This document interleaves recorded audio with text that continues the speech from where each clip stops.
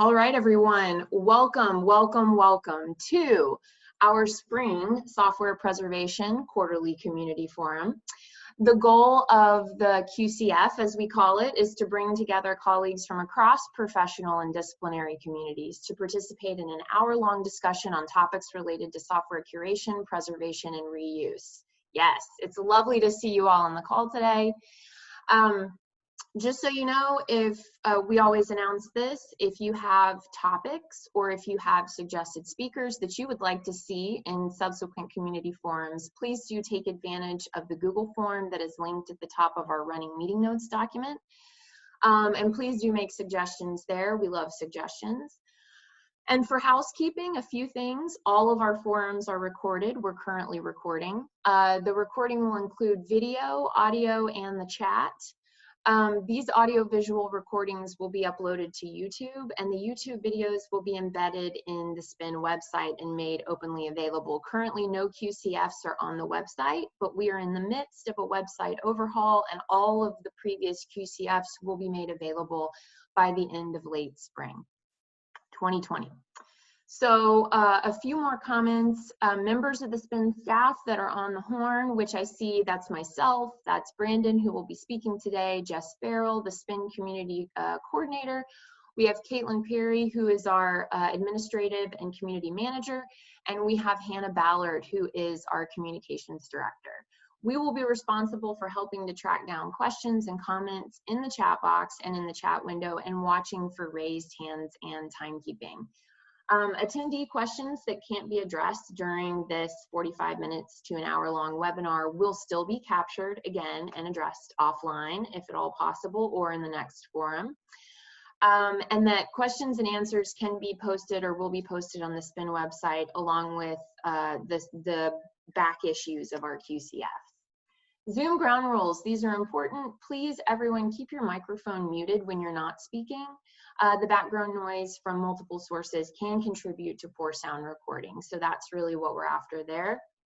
We also ask that attendees turn off your video in order to preserve bandwidth, with the exception of our speakers. And if you have questions or comments that come up while another colleague is speaking, please do, again, just use your chat box and document them there. We'll be keeping an eye out. Hello, everyone. Yes, we see some enthusiastic hellos. And so without further ado, I'm going to just hand it off to our first speaker, which is Monique Lasserre.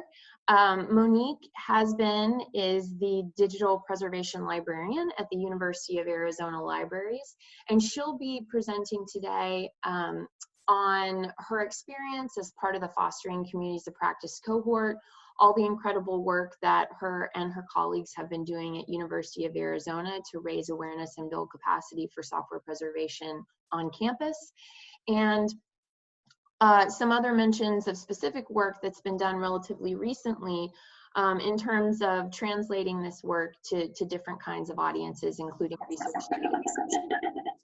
And with that, I'm going to hand it over to Monique. Hello. Hi, everyone.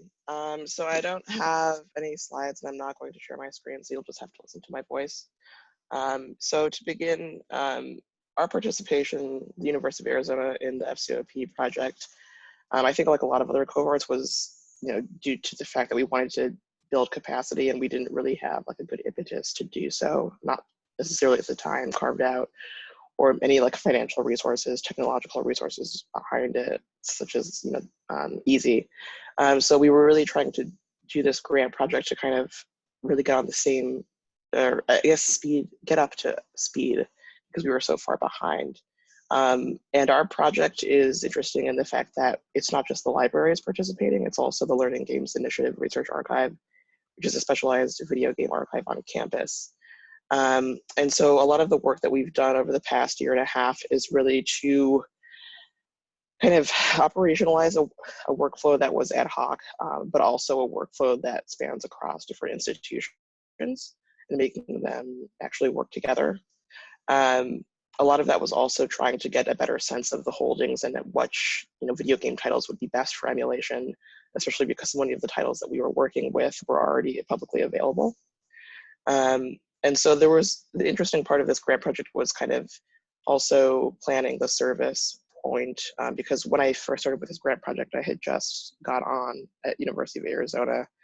So it was almost a great point to start thinking about these practices for digital media preservation, actually loading out these equipment, the consoles, so doing it in a project-based environment, but also being able to plan on a service and a strategic level as well. Now, the focus of our project was really cultural heritage, video games, specific video games like Atari and Commodore 64. But we did know that we wanted to start a conversation on campus with other constituents, our colleagues, about software preservation more generally, particularly related to research data. One of the project team members, Fernando Rios, is the research data management librarian here. And that was really his focus, and he drove that group, which is called the University of Arizona Software Preservation Interest Group. And so really the work that we did over the first year and a half for that group was just information gathering, meeting people, trying to get a sense of who might be interested in this. Obviously, there were a lot of people from optical sciences, some people from cultural heritage from the library, second language acquisition, folks doing virtual reality. So there was a bit of a kind of a range in the people that came to our sessions. And those sessions were mainly just, setting the stage for software preservation, why we're doing this, what conversations we might want to happen, what needs people might have across campus. And so that's kind of a project that accompanied our more detailed core work. But we were just using it really to have a conversation on campus and to hopefully, over time, just generate use cases so that we could have, a pool of use cases to pull from, things to work on with other colleagues on campus.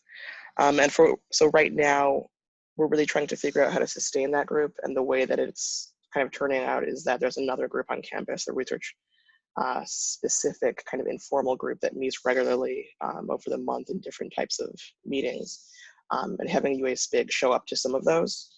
So right now it's kind of just, if you're interested and you have a problem and you have something about software preservation you'd like to talk about, there will be specific people from the interest group there at that specific coffee session, for example. And really for the last couple of months, we focused on documentation, and kind of making sure that the workflow, though it spanned different institutions, that it was cohesive and it made sense, and we'd actually be able to continue with it past this grant project. And I guess briefly, the UA SPIG group, that work I think was important for maybe, at least for me, for setting the stage for some of the IDCC workshop materials that we designed, that Ethan, Tracy, and Lauren presented a couple of weeks ago. I think that was a challenge for us, really trying to translate initially, the work that we're doing to a more research data specific, environment. But it was a really good exercise, and I think some of that work with UA SPIG helped provide some use cases that were a little outside of our typical work. And I think, the biggest takeaway from me from this project is that the work of software preservation really has to be institutional. It has to be across, within my context, it has to be beyond the libraries, because we really do not have the capacity to do it our own in an end-to-end workflow. So really just gathering other people's feedback, their use cases, has been such an important kind of mechanism to talk with administrators about the work that we're doing and its importance, and building some of those the foundation in the institution, not just in the library. I think that's about it. Monique, that was incredible. Thank you for that roll up of all of the work. It's hard to capture it in a short period of time, the investment of thought and creativity and commitment that the whole UA group has put into that. I do wonder if you could speak just a little bit more, and then we'll transition. If you could speak a little bit more about that translation. That's so interesting, that the use cases that the UA group initially started with that were driving the project, which were game preservation, sort of special collections use case, And then working through that software preservation campus interest group and with others, particularly Fernando on the team, to do that translation for research data curation audience. Can you talk a little bit more about maybe some of the differences that made the difference, some of the things that had to be tweaked for that particular audience, or just like highlights in that translation? Sure. I guess the biggest one was really being broader about the practices that our practices in general in libraries, but also with emulation, just talking about it a little bit more broadly. So talking about virtualization and containerization, because those are, the technologies that people in research data specific kind of environments are using. But also when we were talking about our use cases and kind of the more upstream practices, kind of acquiring things, describing them, the terminology that we used and kind of the framing of it was important just to make it more general, because we realized over time that we share a lot of the same practices. The curation is curation at the end of the day. It's just called something different in different disciplines. So I think that translation, that was the biggest piece for me, using the right terminology, getting broad enough and general enough to be able to speak similarly and more commonly about our use cases. Does that make sense? That makes perfect sense. Yeah, thank you so much, Monique. I'm going to reiterate Just Barrel's comment in the chat box, which is that if anyone else has questions for Monique, we encourage you to go ahead and put them into the chat.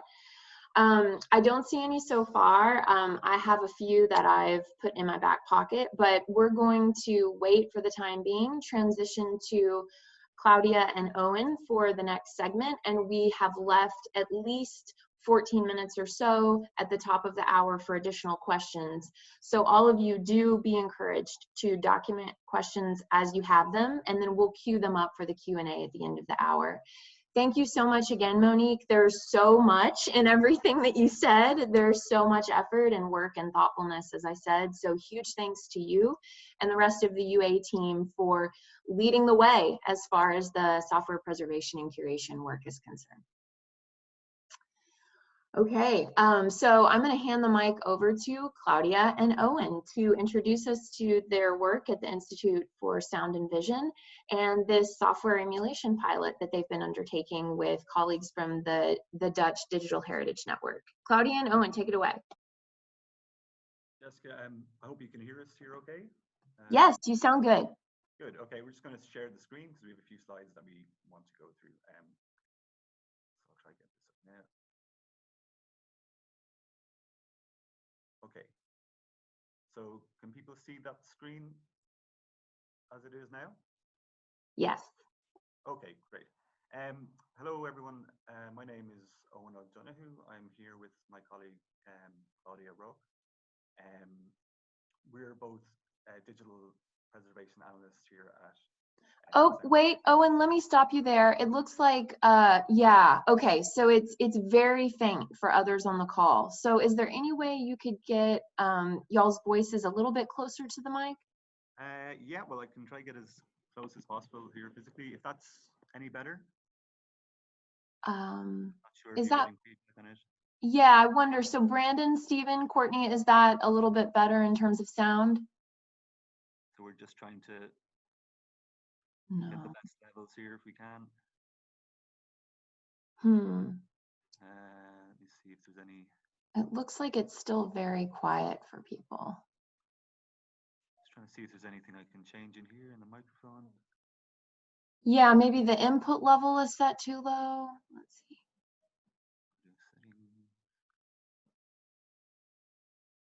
How's that now? Is that getting a bit better?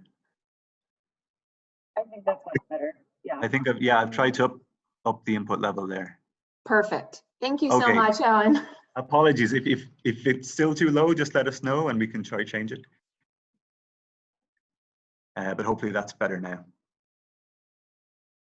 Let's see.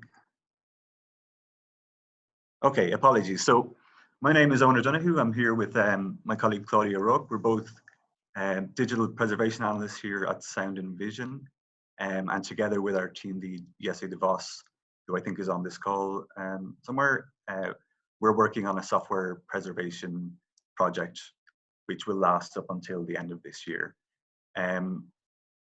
Currently, we're fairly in an early stage of it, I suppose. Myself and Claudia both started in October, and the kind of general goal for this project is, alongside institutional partners around the Netherlands, is to come up with some guidelines or manuals to lower the threshold for institutions getting started with software preservation. So just a brief agenda of what we hope to talk about today. We want to discuss some of the other project goals that we have set out. We want to introduce people to our project partners. They're multiple institutions based all around the Netherlands.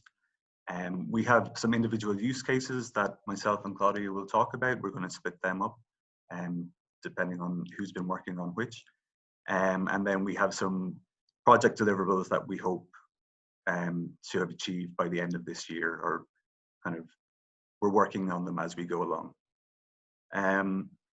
So just in an overall sense, the project goals, one of the main ones that we wanted to try and investigate was the feasibility of emulation as an access strategy for archives within the Netherlands. So we've very much been kind of starting from scratch, using and researching the emulation as a service framework, and getting some great insight and help from the EASY project as well. So one of the things that we started off asking ourselves were, is there a need for emulation as an access strategy within Dutch institutions? And there was a survey conducted into the different types of collections and different types of software dependent items that were in some heritage institutions within the Netherlands.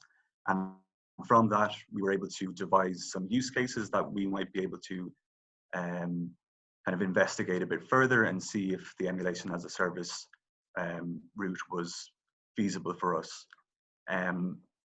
So going back to when we joined this project in October, one of the first things that we wanted to do was get a sense of the platform and the framework. So we had been in touch with Klaus Reckert from Freiburg, and with his help and with the documentation that we found online on the EASY docs, we were able to set up a local instance of the EASY framework. We're kind of too early in our investigation at the moment to set up a full networked version, and that would be an ideal goal, and we've seen how beneficial that can be with the EASY project. But for the moment, we were curious as to how the framework actually ran, what sort of files and software that we could upload to them, and just doing some general testing kind of in the early stages. So the actual installation process for ourselves, there was a bit of back and forth with Klaus, and there was a few issues that we had to pan out ourselves to get it working on a local instance, but eventually we did.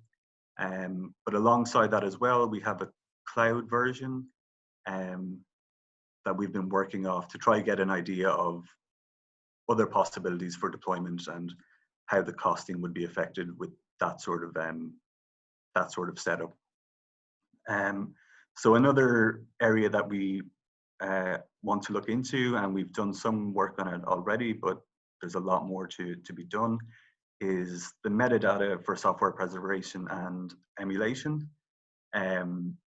So we know that the EASY project is using Wikidata and Linkdata, so we've been kind of looking into that a bit more and trying to see how we can document the environments that we're creating, and then hopefully kind of come up with our own sort of vocab that we can use for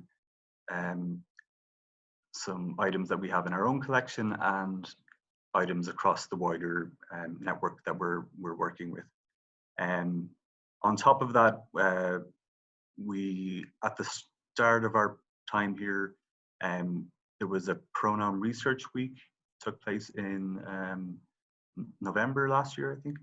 And that was a good opportunity for us to kind of see what other tools and kind of documentation options there were for the sort of files that we were going to be receiving. I think in some of the use cases that I detail later on, there was some very important needs for those. So just our project partners, the institutes that we're working with, one is the Regional Archive in Alkmaar.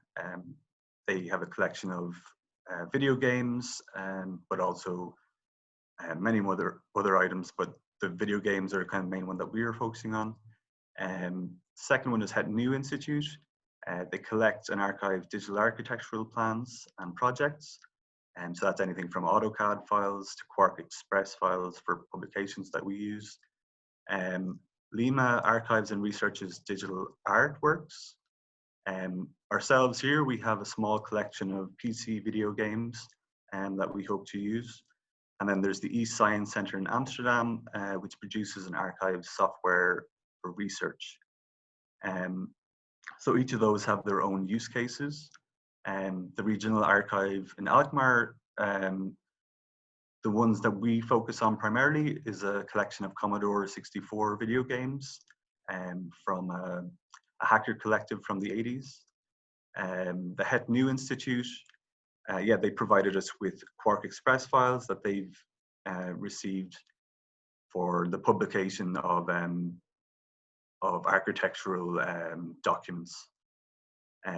Lima, then we've looked at, or Claudia more so has looked at the conceptualization of internet browsers for kind of complex websites. Belden Geluid, as I said, we have some PC video games that we want to look at. The only one that we're waiting to hear if they have something feasible to use is the eScience Center. They were just finding that what they had was a bit too complex for now, but we're hoping they can join in with something. So I can go straight in to talk about the two use cases I worked on. The first one being the Regional Archive in Alkmaar. As I said, we focused on their Commodore 64 files. And this was kind of a nice introduction to the framework. It was straightforward. We were able to make use of the Vice emulator, which kind of worked pretty much out of the box. It was tweaked on the easy side to just accept files as we loaded them in. From that, we were able to create our own individual environments for the files and derivatives of those to help with speedy launch. The only thing we had to change were maybe some of the Vice settings themselves, and that was for optimization to get the speed and the graphics to what we expected them to be.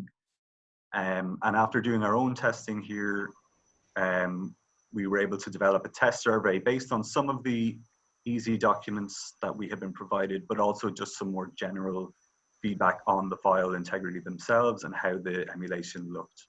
And for the most part, we got some very positive feedback there, both for the file integrity and for the ease of use of the admin portal. So then the second one was Het Nieuw Institute. And as I mentioned, this was the Quark Express data files. There was a bit more complexity to this one. When we received the files, we didn't have any idea of their versioning. Pronom didn't help us there because it wasn't fully up to date. The only thing that we were told that was a generic Quark Express data file. So we did some research in that area back in November, and we were able to make a few additions to our contributions to the Pronom Research Week, which eventually added in a few extra versions of Quark Express. But we were able to find out what versions we needed to use for the actual testing of the environment there. So again, we created our own specific environments. It was a bit more an extra level of complexity in the fact that we had to set up the operating system and then the software and then load in the files themselves. But we managed to do all that fairly straightforward. And then again, there was testing of individual processes, kind of The basic file operations, editing a file, saving the files, making some alterations. The one thing we ran up against we were using a US version of QuarkXPress, and some of the Dutch files and Dutch fonts were a bit funny with those, so we had to kind of we have to investigate further how that can be fixed. And again, we developed a test survey for feedback, and that's currently being undertaken by our colleague at Het Institute. So I can hand you over to Claudia now, who's going to talk about browser conceptualization. Hi everybody, Owen already introduced me.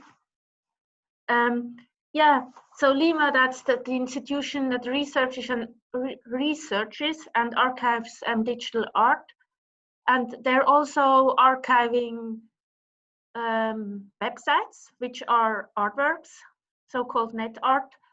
And the difficulty with these artworks is that they very often need also obsolete browsers in order to render them, because new browsers, for example, don't have the plugin that you need to view it. But the difficulty is that there are dozens of internet browsers, hundreds of versions of each browser, hundreds of plugins, or let's say dozens of plugins and hundreds of plugin versions, and hundreds of add-ons. So how to choose between all these browsers and add-ons, and how can they be preserved, and how can we conceptualize them? I must say that LIMA already uses browser emulation. They are using the service of Rhizome, which is an institution in New York. It's a platform for net art. But now it's not about the feasibility of browser emulation, but rather how to conceptualize it.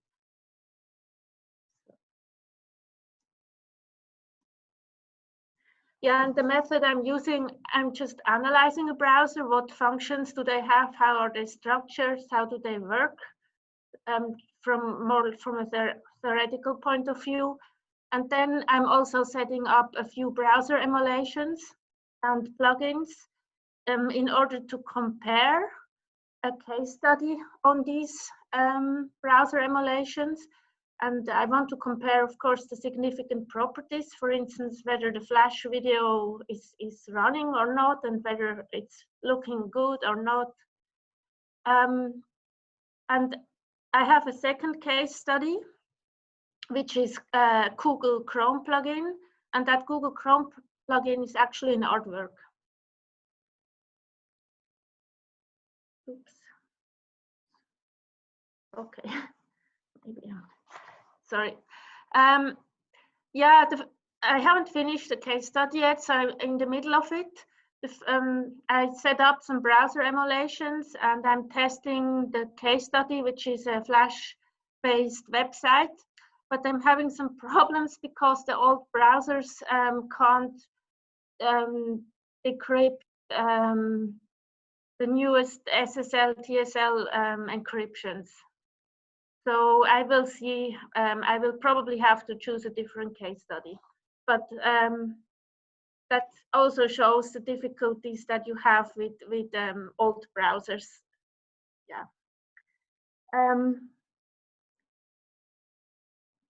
Now I just want to come to the project deliveries in general. I mean, Owen already mentioned it. We want to write a guideline for software archiving for institutions that don't archive software yet. We will write a test report for the easy, then installation, then one report about legacy software that will mainly deal with legal problems with licenses and permissions that are necessary.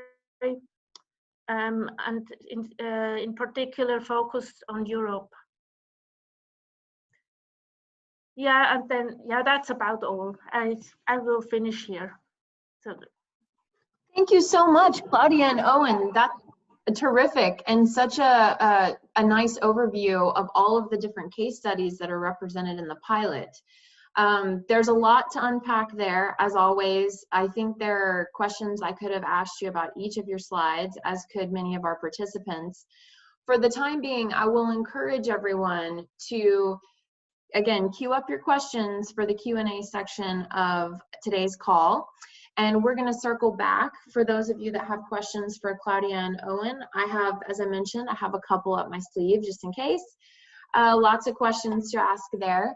But huge thanks to both Claudia and Owen for sharing their work that they're doing at Sound and Vision and on the pilot. I think everything that they've been working on, each item that they described represents a huge contribution to the international software curation community as a whole. So huge thanks to Claudia and Owen. And on that note, I'm going to transfer the mic over to Seth Anderson and Ethan Gates, representing the EASY program of work, to give us sort of a recap of the first phase of funded work for EASY and a look ahead. And then we'll finish today's presenters with some updates from SPIN Law and Policy Advisor Brandon Butler, who will speak to some of the points that Claudia and Owen raised and update us on the work that's been ongoing for the past few months. So without further ado, Seth and Ethan, take it away. Hi, Jessica. This is Ethan. I think I'm going to go first. Hi, everybody. So we thought that the best thing to do to kind of summarize the last year of jam-packed work in EASY was just to directly show you all a couple of things that we've been working on. And I'm particularly going to build off of Monique's discussion of the research data cases that have come up and the work we did in the EASY and FCO projects, planning the workshop for the International Digital Curation Conference, because at least for me, also sort of like coming from a digital humanities and digital preservation, media preservation background, our expansion and connection with the RDM community has been kind of one of the more intriguing applications of emulation and EASY that has come up in the past year.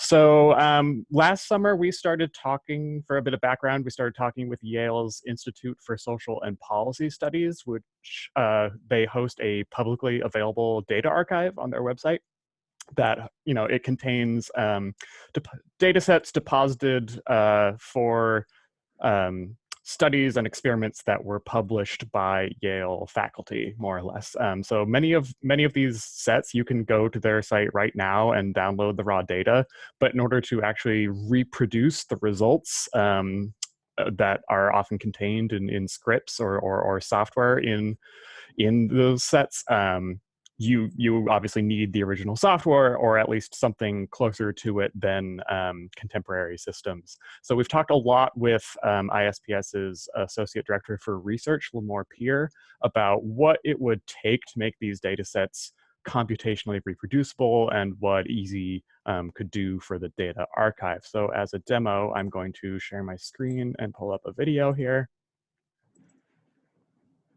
So what you should be seeing now is basically the first ever deposited object in the Yale ISPS Data Archive, which was a study on voter turnout from 2006.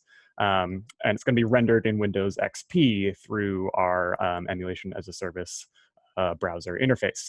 So this data set contains Stata scripts that are dependent on specifically Stata 10 in order to run again and reproduce the published results of the study.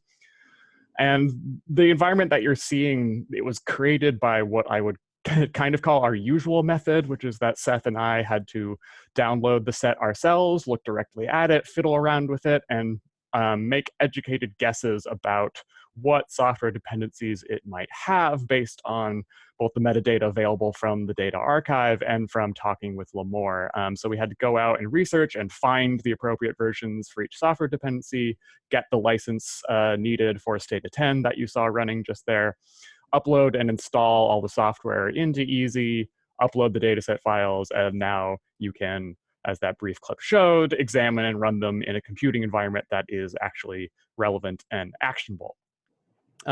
So we've also used this exact same example, this exact same use case as a test for a way for us to develop what we're calling the Universal Virtual Interactor, which is our API that automatically takes input files and matches it with an appropriate rendering environment. So I'm going to run a different video here. Now we're uploading the exact same data set through the UVI demo interface. And once they're uploaded, the UVI is going to automatically match these files to an environment, an emulated environment that we created, again, that has all the software to match those files. So what you're seeing here actually builds off a ton of metadata work that we've done, both in terms of cataloging that our student team has done to figure out what pieces of software can open, save, export, which file formats, and also to actually install those programs and create these environments, and also builds off a lot of algorithmic and backend work to query our available environments in the EZ network and their associated file formats and deliver back a recommendation and automatically render the given files in emulation.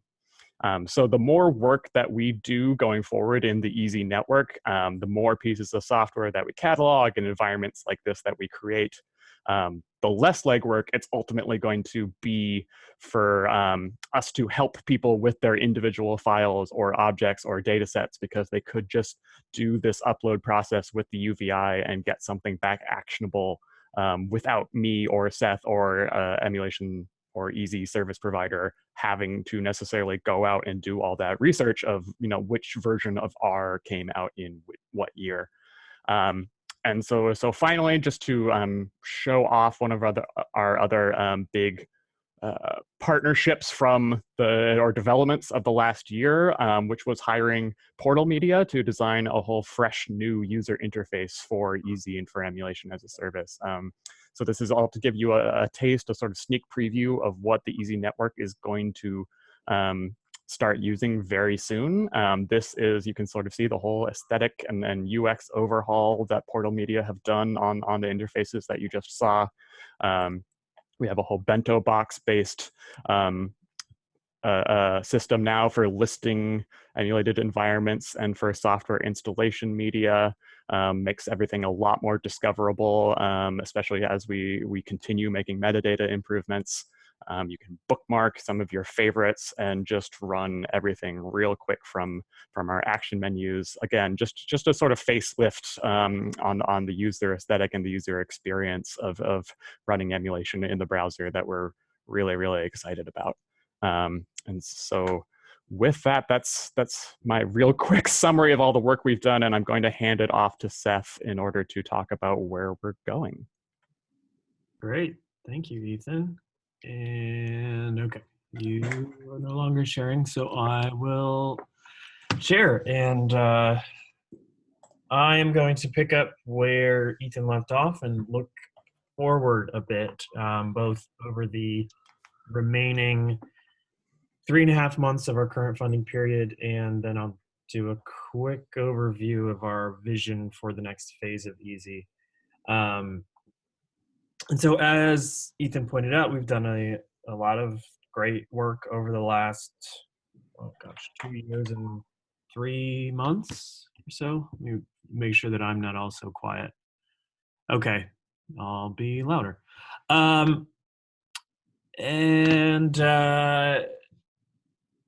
Yeah, so, but we have a few kind of major milestones, of course, as we approach the last stretch of work during this phase. And in particular, a lot of this is based around the new user interface and the functionality that drives that new portal for EZ.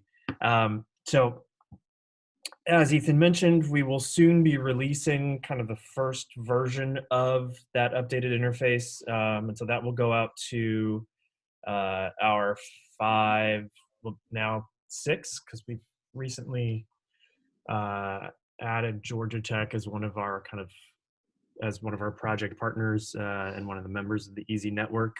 And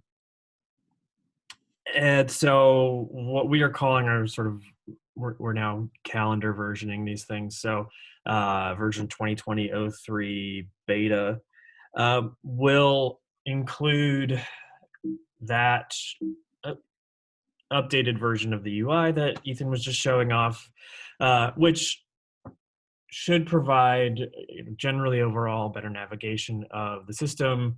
It provides more information, presents more information about the resources that are available in an instance of EASY at an institution, or whether it's a public version that we provide, and consolidates some functionality related to administrative support that should make it a little easier to manage a node over time. And related to that, we've now implemented an actual sort of user management component, which makes it much easier to add and remove accounts in an EASY node, but also comes with 3 pre-configured roles, which control certain permissions for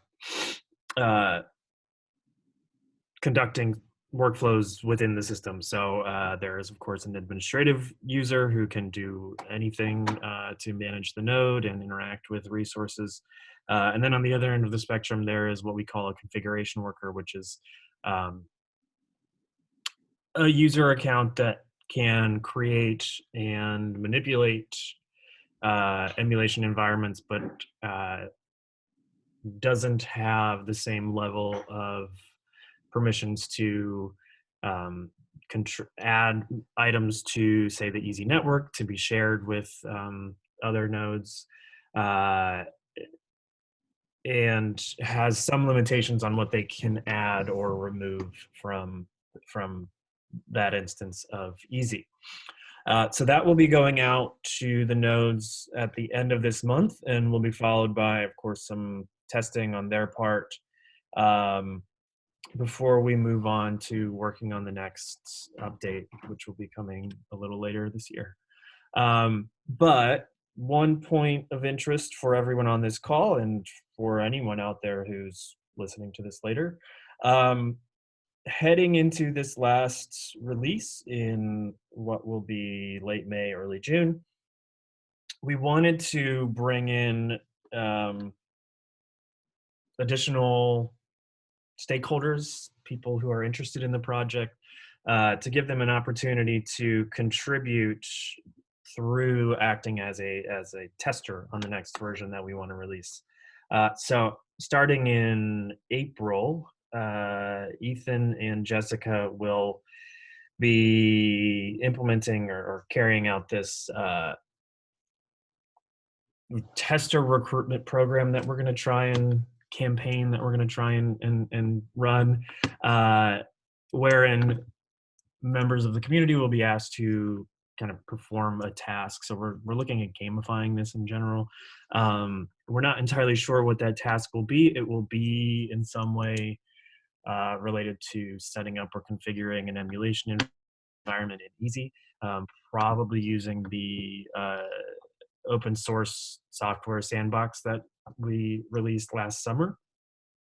And then whomever actually, say, configures an environment, or it depends on what we actually decide to do, will be added to a list of testers who will be given access to a hosted version of the system in June or late May, to do some tests for us, to give us feedback, to provide, to have input into, opinions on the current design, suggestions for future features, and so on. We just want to get a broader sense of how the updates to the system feel to the community, since we've been relatively insular to this point. So keep an eye out. I think an announcement will go out in a few weeks with regards to that campaign. So that all leads into another release that we hope to finish before the end of this current period, which as I said, builds off all of the front end work that our vendor Portal Media has been working on. And this next release is what we hope will really sort of, give the new UI more power and make it even more effective. And we're doing that by implementing this data model that we've been working on since really the earliest days of the project, which seeks to collect a lot more info about the emulation environments and the software that are in an EasyNode, which then provides us the ability to have more granular facets for browsing. Keyword searching is improved, and there's just more of a dynamic presentation of the information. But also will allow for additional data capture points throughout workflows. So we can collect more information throughout various procedures that are part of Easy, and then reuse that both for discovery, but also administration of the system. We are also hoping to release the hosted service option of Easy at this time. We will still be limiting the actual participants in that version of the service, just to do some initial testing before we open it up in the next phase. But the idea there is that in the future, we will be able to provide the Easy service to institutions who don't want to install it on their local infrastructure, and can roll that out quickly and get that set up rapidly as what we hope would be an increased demand for Easy starts to grow. And then finally, so we are officially wrapping up this first phase of Easy in June of 2020, in a few months. But we have, of course, already applied for our next round of funding and are still waiting to hear. So take whatever I say next with, a grain of salt, but hopefully we assume this will all work out. And what we envision working on in the next phase is a lot of just expanding and scaling up what we've already started, but maturing those procedures into kind of a formal set of services and activities that the Easy team undertakes for our users. So I'll just cover a few of the things that we're going to work on or plan to work on at this time. So as far as sort of research and development of new capabilities of the system, I'm probably getting the hook. Yep. Okay. We'll be doing some network stuff so we can create emulated environments that are networked together. We'll be looking at integrating into larger systems landscapes. We'll be formalizing, like I said, our maintenance and support services, and our hope is to increase outreach to smaller institutions, as well as a more diverse set of groups like government agencies, museums, etc. And then we will continue our work to establish a clear governance and create a sustainable service. So I'm over time, and I hope there are some questions. Sorry, thanks. No, that was perfect. Thank you so much, Seth and Ethan. Fantastic. There's so much amazing work going on, as described so far on the call. So I want to leave a quick minute here in between before we let Brandon take us to the top of the hour to talk about sort of what undergirds all of this work, which is the legal and policy framework. So before we go there, I just want to pause for a quick moment to see if anything else emerges in the chat in terms of questions. I just want to remind each of you If you do have questions for any of our speakers today, Monique, Claudia, Owen, Seth, Ethan, or Brandon, to go ahead and post them at will. If we don't get to them today, because we will run out of time today, if we don't get to them today, we can ask our speakers to address your questions asynchronously, or we can pull them into our summer forum, which will be coming up in June. So, and with that, I don't see any new questions in the box yet, so I'm going to hand the mic over to Brandon to bring today's call to a close. Then I'll say goodbye and wish you all a great rest of your week. Okay, Brandon, take it away. All right. Hey, y'all. So it's good to be with you, and mindful of my time, I will be brief. First, I want to just run through really quickly a review of the work that we've done over the last year around law and policy here at SPIN. As you hopefully have seen, we've continued our monthly law and policy chats. Those have been really quite exciting.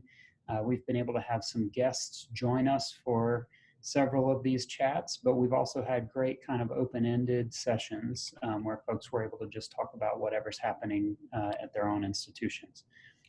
We filed 2 amicus briefs in the Supreme Court this past year, one on the important issue of state sovereign immunity, so ensuring that all our public institutions continue to have protection against excessive copyright damages. And then the other, in the case of Oracle v. Google, case about the scope of software copyright and fair use in software. In the Oracle case, I just want to follow up because I've said a lot about this in all kinds of SPIN forums. The only thing I want to say is I was right. It was my guess that we ought to get into this case and just say some good things about fair use and software preservation and archival, and library uses, because I anticipated that our friends on the other side of the copyright divide might all pile in favor of Oracle in order to shrink fair use, and sure enough, they did. So that's my only main update there, is that we were right to try to anticipate those arguments, because they did indeed come through when the Oracle side amicus briefs were filed just a couple of weeks ago. We continue to work on a Section 108 document that will provide the kind of clarity around what that part of the copyright law means, who qualifies. That's the part of the US copyright law that allows for library and archive users to pursue certain kinds of preservation and to make copies for users in certain cases. We've always, as I'll mention later on, we've always been a fair use first kind of community here in SPIN, but that doesn't mean that the other exemptions and limitations that favor us are off the table. So we're continuing to work with wonderful leadership from Ana Enriquez at the University of Michigan, Ana left Michigan, at Penn State, on that project. And we're also, I'm very excited to say, working on a parallel document that is focused on the Canadian version, the Canadian exemption favoring libraries and archives, thanks to Graham Slatt and his colleagues there in Canada. So the last thing I'll mention that we did over the last year that I think was worthy of mentioning is I was part of a roundtable that the IMLS convened in Washington, D.C. a few months back to inquire into the issue I'm going to talk about next, which is cross-border collaborations among libraries, archives, and cultural heritage institutions, and how those cross-border collaborations are affected by the law. And so I went to that meeting to say what I'm about to say a lot more about, which is that, in the US, our SPIN members have access to fair use, and that gives them an extraordinary latitude to do what they need to do to protect cultural heritage and make it available. And all of our friends around the world have varying regimes that often don't look a lot like fair use. And so when we try to collaborate with them, we're going to have to be fairly careful and creative. And so that's a nice segue to, we've been having more and more conversations with those colleagues around the world. They've been reaching out to us through, as I often say, in my experience with this community, it's a very international community. This call, right? We've got the Netherlands, a really exciting report from the Netherlands was a major aspect of what we're all interested in learning about today. So given that this is an international practice community, how can we think about the ways that different national laws affect what we can all do together and what our different members can do even on their own in their domestic situation? So what we've been doing to try to address this issue, first we're talking to countries where we have members and where there are very strong fair use parallel regimes. And so Canada is the poster child for that. So again, working with Graham Slatt and his colleagues at the Canadian Association of Research Libraries, we're hoping we'll be able to export the software best practices code more or less as is, and they'll be able to adopt that code and follow it based on a responsible reading of Canadian fair dealing law, which looks a whole lot like American fair use. Other jurisdictions have different challenges. So we've been in conversation with several different folks. We've been in touch with folks in New Zealand, where there's a review of their Copyright Act happening now. And so this is a time when the folks who are on the ground there can work with their allies to make proposals for changes to the law that will favor preservation. And so we hope to be able to help them to frame what those proposals could look like. We've also been in conversation with our friends in Europe, in particular, Andreas Lange at FGAMP, which is a kind of consortium of video game collecting bodies that range across several states in Europe. And what's happening in Europe right now is that they have a EU-wide directive that they're trying to implement. So every country, think of it as like federal law and state law, except that the federal law doesn't have any power until the states implement it. And so we have a framework at the federal level that has lots to say about preservation, and now all the states have to pass their individual versions in order to make it real. And so again, there's an opportunity for us to at least give some advice and say, look, if we want to play together, these are some things you can do. And I see I'm kind of at the top of the hour. That's just about everything I needed to cover. So I will defer everything else to a future call. That was incredible, Brandon. Thank you so much for that wrap up. Again, I really cannot say enough that every single individual that spoke today and shared their work with you, that is really the tip of the iceberg in terms of all of the effort and even the number of people represented in that work. So I encourage all of you to reach out to any of the speakers individually. We can make sure that their preferred contact information is included in our agenda and running meeting notes document for the forum. With that, I hesitate to keep you any longer. So we'll stay true to our hour, and I wish you all a wonderful rest of your week. Please join us in June for the next Software Preservation Community Forum. See you then.